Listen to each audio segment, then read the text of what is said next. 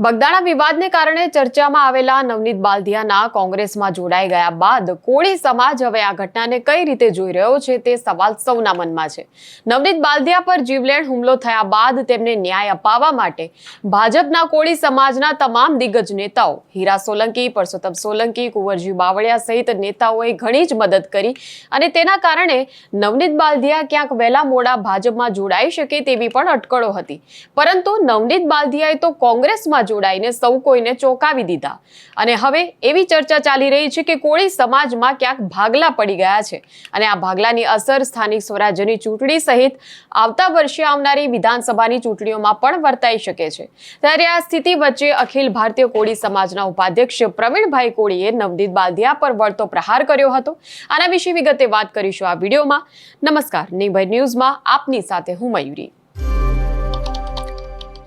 નવનીત બાલદિયાએ કોંગ્રેસનો ખેસ પહેરતી વખતે જ કહ્યું હતું કે હું કોંગ્રેસમાં જોડાયો છું, પણ સમાજ કહેશે તો ચૂંટણી લડીશ। ત્યારે કોળી સમાજના આગેવાન પ્રવીણભાઈ કોળીએ વળતો પ્રહાર કરતા કહ્યું હતું કે નવનીતભાઈ કોંગ્રેસમાં જોડાયા એનાથી કોળી સમાજને કોઈ વાંધો નથી।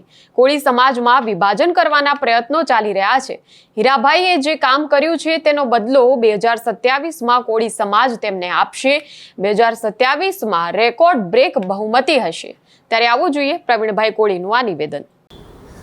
જય કોળી સમાજ, જય ઠાકોર સમાજ। હું પ્રવીણભાઈ કોળી। મિત્રો, જે 2-3 દિવસથી નવનીતભાઈ વીઆઈ ગયા, કોંગ્રેસ જોઈન્ટ કરી, એટલે કોળીની અંદર કાંઈક વિભાજન કરવાના કોઈ પ્રયત્ન ચાલી રહ્યા હોય એવું મને લાગી રહ્યું છે। તો એ તમામ મિત્રને કહું છું કે નવનીતભાઈ કોંગ્રેસમાં ગયા, કોળી સમાજને કોઈ તકલીફ નથી, હીરાભાઈને કોઈ તકલીફ નથી, પરસોત્તમભાઈને તકલીફ નથી। હીરાભાઈ વિશે કહી દઉં, એ માણસ છે ને મરદ માણસ છે। આજે પણ તમને ખાતરી પૂર્વક કહું છું કે હીરાભાઈ કાલ પણ કોળીની હારે ઊભા હતા, આજ પણ ઊભા રહેશે અને ભવિષ્યમાં જ્યારે જરૂર પડશે ને કોળી સમાજને ત્યારે હીરાભાઈ મોખરે હશે। એટલે આવી માનસિકતા લઈને સોશિયલ મીડિયાની અંદર જે છબી સાબિત કરવાની કોળીની આવે છે ને એ મિત્રને કહું છું કે હીરાભાઈ હોય કે પરસોત્તમભાઈ હોય કે કુંવરજીભાઈ હોય, આ કોળીના નેતા છે, રહેવાના છે, આમાં કોઈ કાંઈ ફરક નહીં પડે। અને આનો બદલો હીરાભાઈએ જે કામ કર્યું છે ને એનો બદલો 2027માં કોળી સમાજ રાજુલા વિધાનસભામાં આવશે। રેકોર્ડ બ્રેક બીજી વાર રિપીટ કર્યું છે, એની બહુમતી હશે। આટલું તમે ધ્યાને રાખજો। જય કોળી સમાજ। આખા આ વિવાદની શરૂઆત ત્યારે થઈ હતી જ્યારે બગદાણા ટ્રસ્ટ દ્વારા મુંબઈમાં યોજાયેલા એક ડાયરામાં માયાભાઈ આહિર દ્વારા એક ભૂલ થઈ હતી, જે પછી બગદાણા ટ્રસ્ટ સાથે જોડાયેલા નવનીત બાલદિયાએ માયાભાઈ આહિરને ફોન કરીને માફી મંગાવ્યા બાદ માફીનો ઓડિયો વાયરલ થયો હતો, પરંતુ તે પછી નવનીત બાલદિયા પર જીવલેણ હુમલો થયો, જેમાં માયાભાઈ આહિરના પુત્ર જયરાજ આહિર અને તેના સાથીદારોની સંડોવણી બહાર આવી હતી અને પોલીસે તેમની ધરપકડ કરી હતી। નવનીત બાલદિયા પર થયેલી હિંસા બાદ તેમને ન્યાય અપાવવા માટે ભાજપના કોળી સમાજના નેતાઓ સતત તેમની પડખે રહ્યા અને તેમના જ દબાણના કારણે આખા મામલે એસઆઈટીની તપાસ બેસાડવામાં આવી। આ હુમલામાં જયરાજ આહિર અને તેના સાથીદારોના નામ ખુલતા પોલીસે તેમની ધરપકડ તો કરી, પણ બાદમાં આરોપીઓ જામીન મુક્ત પણ થઈ ગયા હતા।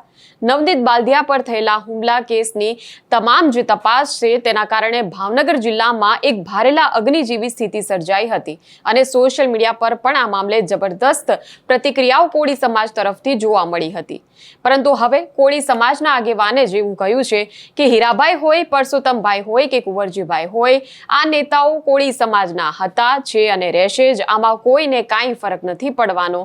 સમાજનું વિભાજન કરવાનો પ્રયત્ન કરનારા લોકોને તો પ્રવીણભાઈએ જવાબ આપી દીધો છે અને કહ્યું છે કે હીરાભાઈ સમાજ માટે લડતા મરદ માણસ છે। સમાજ માટે જ્યારે ઊભા રહેવાની વાત આવશે ત્યારે હીરાભાઈ સહિત કોળી સમાજના તમામ નેતાઓ મોખરે હશે। હીરાભાઈએ કરેલા કામનો બદલો સમાજ લઈને બતાવશે। ત્યારે હવે આ દાવામાં કેટલું સત્ય છે એ તો સમય જ કહેશે, પણ આ બાબતે તમારું શું માનવું છે એ અમને કમેન્ટમાં જરૂરથી જણાવશો અને નિર્ભય ન્યૂઝને લાઇક, શેર અને સબસ્ક્રાઇબ કરવાનું ભૂલશો નહીં।